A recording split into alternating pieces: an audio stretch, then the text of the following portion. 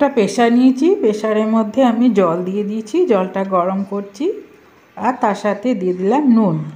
আর এখানে 15 টাকা দামের একটা আমি সয়াবিনের প্যাকেট নিয়েছি। নমস্কার বন্ধুরা, সুলতার হেসেলে আপনাদের সবাইকে স্বাগত। আজ আমি বানাবো ঠিক মুরগি মাংসের মতন সয়াবিন কষা। এখন তো মুরগির খুব রোগ জ্বালা হচ্ছে, তাই আসুন আমরা ঠিক একদম মুরগি মাংসের মতন সয়াবিন কষা বানিয়ে ফেলি।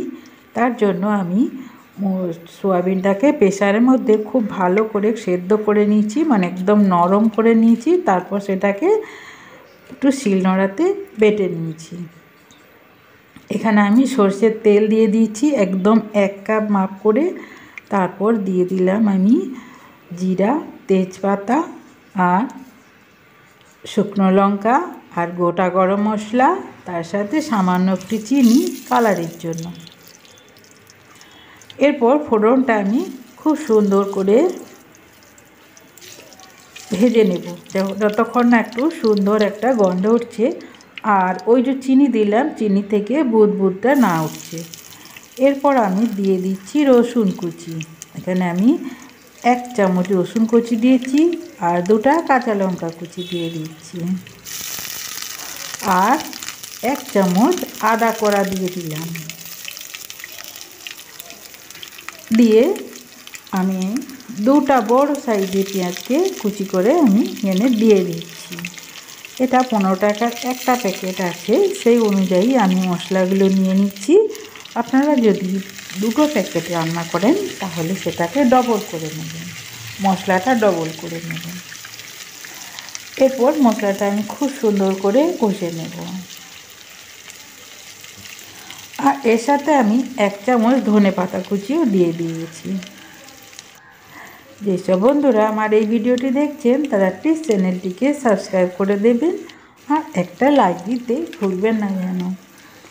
এরপর আমি 1 চামচ হলুদ, 1 চামচ জিরে, 1 চামচ গরম মশলা, 1 চামচ সবজির মশলা এখানে আমি দিয়ে দিচ্ছি। সবজির মশলাটা কিন্তু দিতে মিস করবেন না। আর সবজির মশলা না থাকলে একটা ম্যাগির প্যাকেটও দিয়ে দিতে পারেন। এখানে আমি 1 চামচ সবজির মশলা দিয়ে দিলাম। দিয়ে সব মশলাকে আমি সুন্দর করে কষিয়ে নেব। খুব তাড়াতাড়ি হয়ে যায় আর খেতে একদম মাছ মাংসের স্বাদকেও হার মানাবে এই সয়াবিন কষা। রুটি, পরোটা, ভাত দিয়ে খেতে কিন্তু দারুণ লাগে। আর দেখুন আমি অনেকটাই নরম করে জলটা নিগড়ে নিয়েছি একদম। তারপর এটাকে আমি গুঁড়ো করে নিয়েছি বা পেস্ট করে নিয়েছি, একদম জল না দিয়ে পেস্ট আর কি। জল দিলে কিন্তু মশলাটা সয়াবিনের ভেতরে মিশবে না ভালো করে। আর মশলা থেকে খুব সুন্দর একটা গন্ধ বেরিয়েছে। তার সাথে আমি সয়াবিনটাকে ভালো করে মাখিয়ে দেব। এটা রান্না করতে 5 মিনিট সময় লাগে।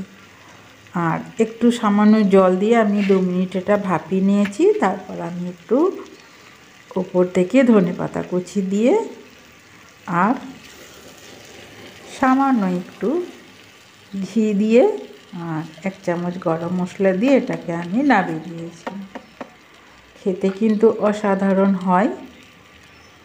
দেখুন কালারটা কত সুন্দর হয়েছে আর কতটা লোভনীয় হয়েছে। যেসব বন্ধুরা এই রেসিপিটি দেখছেন তাদেরকে এক অনুরোধ রইল একদিন এইভাবে বানিয়ে দেখতে। খেতে কিন্তু অসাধারণ হয়, আবার খুব কম তেলেও কত সুন্দর সয়াবিন কষা হয়ে গেল।